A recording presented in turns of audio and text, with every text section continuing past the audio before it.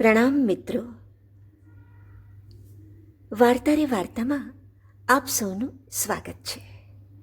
આજે આપણે સાંભળીશું અંતરની અમીરાત છલકાવતી અને સંસ્કારની સૌરભ પ્રસરાવતી એક નાનકડી ઘટના.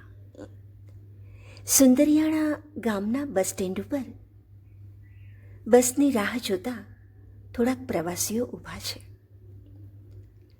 તેમાં સફેદ વસ્ત્ર ધારણ કરેલા શહેરી છાંટ ધરાવતા 3 યુવાન શિક્ષકો પણ છે.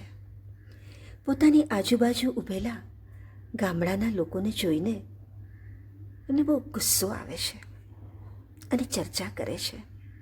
કેવા છે આ લોકો? સાવ અભણ, ગમાર, અશિક્ષિત. શિક્ષણ વગર બધું નકામું જ છે. બીજો કહે, મને તો બહુ ચિંતા થાય છે. દુનિયા ક્યાંની ક્યાંય પહોંચી ગઈ છે અને આપણે આ જુઓ કેવા પછાત લોકો. શું થશે આપણા દેશનું? ને ત્યાં તો ધૂળ ઉડાડતી એક ખખડધજ બસ આવી પહોંચે છે. હુડુડુડુડુડુ કરતું ટોળું તો બસમાં ઘૂસે છે અને જ્યાં જગ્યા મળે ત્યાં બેસવા લાગે છે. ભારે અણગમા સાથે પેલા 3 યુવાનો પણ બસમાં બેસી જાય છે. ત્યાં તો એક માજી પોતાના પૌત્રને લઈને આવે છે અને જગ્યા આપવા માટે વિનંતી કરે છે. ગંદા, ગોબરા, ધૂળવાળા છોકરાને જોઈને તેઓને બહુ ચીડ ચડે છે અને અપમાન ભરેલા શબ્દોમાં કહે છે, ના ના, ત્યાં જ ઊભા રહો, જગ્યા નહીં મળે. અને વળી પાછા પોતાની વાતોમાં મશગુલ બની જાય છે. થોડી વારમાં તો સ્ટેશન આવતા જ 3 જણા નીચે ઉતરે છે અને તેની સાથે પેલા માજી પણ નીચે ઉતરે છે. હવે આ યુવાનોને તો આગળ કોઈ ગામમાં જવું હોય છે એટલે બસ સ્ટેન્ડ ઉપર પૂછપરછ કરે છે કે રૂપાપરે જવાની બસ ક્યારે મળશે. થોડી વાર પછી પેલો માથું ઊંચું કરીને કહે છે, ભાઈ, એ બસ તો વહી ગઈ, હવે છેક આવશે આવતીકાલે.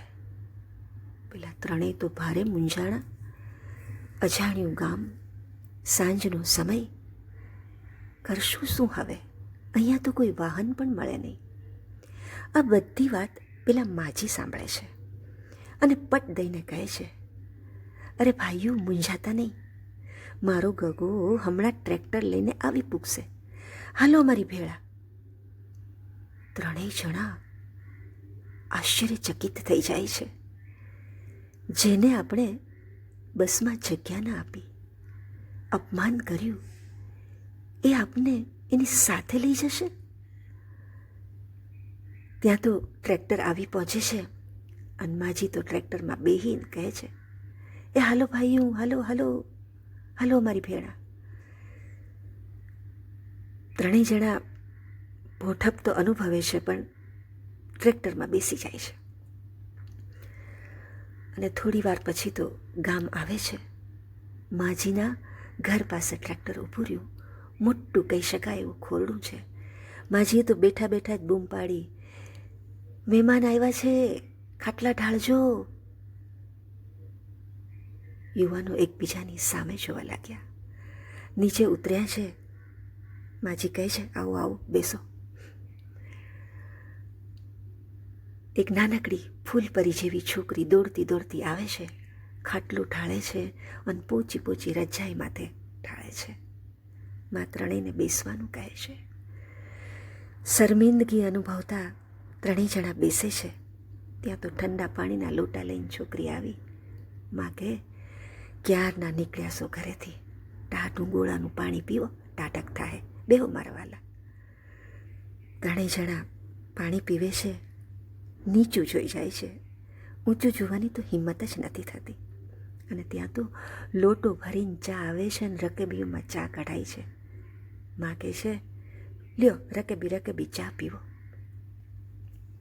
3 જણા ચા પીવે છે. અને પછી મા કહે, જુઓ ભાઈઓ, તમારે જ્યાં જવું હોય ત્યાં જાજો, અમારો ગગો છે ને તમને મૂકી જાય, અને પછી રાત વર્ત છે એટલે આપણે ઘરે જ આવી જવાનું છે. અને અહીંયા જ સૂઈ રહેજો, સવારે મારો ગગો તમને તે હાણે મૂકી જાય. ત્રણની આંખોમાં જળજળિયા આવી જાય છે, બે હાથ જોડે છે. માં તરત બોલે છે, એ હંધોય ભૂલી જાઓ, આ તમારું ઘર છે, આ તમારી માં છે. ત્રણેય જણા ઊભા થઈ બે હાથ જોડીને માના ચરણોમાં ઝૂકી જાય છે.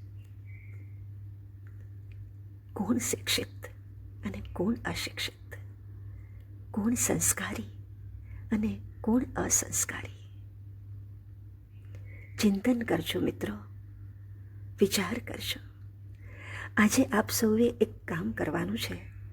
આજની આ ઘટનાને એક સરસ મજાનું ટાઇટલ આપવાનું છે. પ્રણામ.